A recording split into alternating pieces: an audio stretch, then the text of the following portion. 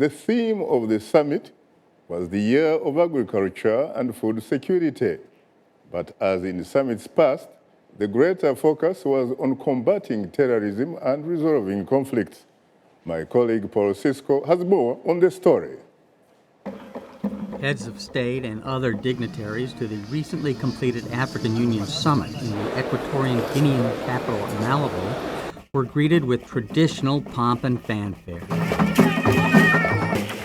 Among the first to speak to the gathering was United Nations Secretary General Ban Ki-moon. I commend the African Union on its resolve to end hunger and malnutrition by 2025. You have demonstrated your commitment by declaring 2014 the year of African agriculture and food security and making it the theme of this summit. Summit host, Equatorial Guinea's president, Teodoro Obiang Nguema Mabasogo, asked African countries to invest heavily in their agricultural sectors, decreasing dependence on the developed world, and to significantly reduce hunger in their countries, adding the many rich natural resources on the continent have not been harnessed fully to the benefit of citizens. 70% of the world's uncultivated arable land is in Africa, yet the continent derives little or no wealth from it.